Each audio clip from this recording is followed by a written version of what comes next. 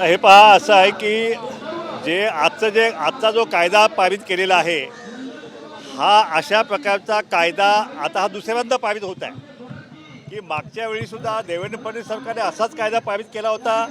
त्यावेळीसुद्धा मराठा समाजाला मागासवर्गीय डिक्लेअर केलं आणि मग कायदा पारित केला गेला होता. पण मूळ मराठा समाज तशी मागणी नव्हती की आम्हाला मागासवर्गीय करा आणि मग आम्हाला आरक्षण द्या. त्यांची स्पष्ट साधी सोपी मागणी होती की आम्हाला 50% वरचं वेगळा प्रवर्ग करून आम्हाला आरक्षण द्या. परंतु आता ह्या मराठा समाजाला सरसकट मराठा समाज हा मागासवर्गीय झालेला आहे. अशा प्रकारचा अहवाल जो आहे तो सुनील शुक्रेंचा अहवाल त्यांनी आज कॅबिनेटमध्ये स्वीकारला आणि त्याच्या आधारे आजचं बिल त्यांनी पारित केलेलं आहे. आमचं वरचं 10% द्यायला आमचा विरोध नाही आहे, परंतु ते मागासवर्गीय करून तुम्ही जे बिल पास केलेलं आहे त्या मागासवर्गीयाला आमचा विरोध आहे. आणि म्हणून हे बिल जे आहे ह्या बिलमध्ये समजा आता आरक्षणाची मर्यादा जी आहे ती 50%च्या वरची मर्यादा मुळीच कोर्टामध्ये टिकू शकत नाही. आणि ही जर नाही टिकली तर मग हा मागासवर्गीय झालेला मराठा समाज जाणार कुठे? त्यांना ओबीसीमध्येच यावं लागेल. आणि म्हणून ही स्पष्टता जी आहे ही स्पष्टता ह्या कायद्यामध्ये त्यांनी घेतली पाहिजे. अशा प्रकारची मागणी आम्ही केली होती की या कलमामध्ये एक उपकलम तुम्ही हे करा, जसं मागच्या कायद्यात केलं होतं तसंच ह्यावेळीसुद्धा कायद्यामध्ये उपकलम तुम्ही निर्माण करा आणि त्याच्यामध्ये म्हणा की या कायद्याचा कुठल्याही परिस्थितीत ओबीसी आरक्षणावरती परिणाम होणार नाही. परंतु तशा प्रकारचं उपकलम जे आहे ते या कायद्यामध्ये झालेलं दिसत नाही आहे. एकंदरीत हा कायदा पारित झाला असेल तर हा कायदा जो आहे हा कोर्टाच्या न्यायालयाच्या कक्षेमध्ये मुळी टिकणारा नाही आहे. कारण त्या ठिकाणी 9 जजेसच्या बेंचने 50%च्या वरची मर्यादा त्यांनी बांधून दिलेली आहे. आधी ती मर्यादा हटवण्याचं काम यांनी करायला पाहिजे होतं, तर मग हा कायदा केला असता मग टिकला असतं. पण आता तो टिकणार नाही आहे 50%च्या वरचं आणि ते ओबीसीतच येणार आहेत. आणि म्हणून ओबीसीच्या आरक्षणाला जो आहे त्या ठिकाणी भविष्यात या ठिकाणी धोका होऊ शकतो आहे. आणि तो धोका कसा होऊ शकत नाही याचं स्पष्टीकरण सरकारने देणं आवश्यक होतं. ते आजच्या विधानसभेच्या अधिवेशनामध्ये ती स्पष्टता मात्र ओबीसीनं आलेली नाही.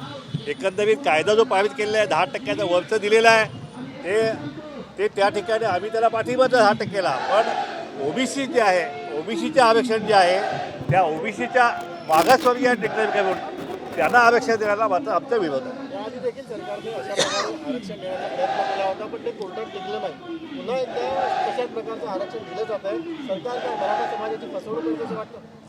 हे पहा, सरकार म्हणते की एक्सेप्शनल परिस्थिती जी आहे ती आम्ही त्या ठिकाणी दाखवू. पण मागच्या वेळीसुद्धा एक्सेप्शन दाखवलीच होती ना, पण ती कोर्टानं मान्य केली नाही. कोर्टानं सांगितले की ही एक्सेप्शनल परिस्थिती दाखवण्यासाठी महाराष्ट्र सरकारला अपयश आलेलं आहे. आणि म्हणून मागच्या वेळेचा कायदा जो आहे तो सुप्रीम कोर्टामध्ये टिकू शकला नाही. आणि गायकवाड कमिशनचा जो अहवाल आहे तो सामाजिक मागासले पण मराठा समाजाचं सिद्ध करू शकला नाही. आतासुद्धा ते झालेलं आहे. आतासुद्धा उलट 10 दिवसात सगळं सर्वेक्षण 1,58,00,000 मराठा समाज बांधवांचं सर्वेक्षण त्यांनी 8 दिवसात केलेलं आहे. आणि ते कशा तऱ्हेने झाले हे सगळं माहिती आहे. हा बोगस सर्वेक्षण झालेलं आहे.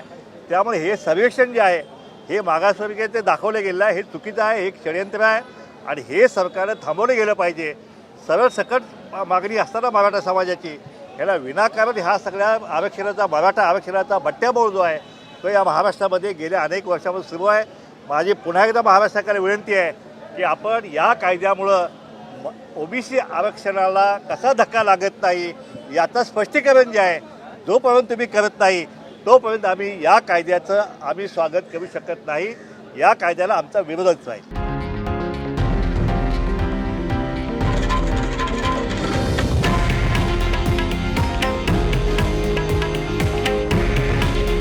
हे आहे देशातील नंबर 1 न्यूज नेटवर्क आणि आपण पाहत आहात TV9 मराठी.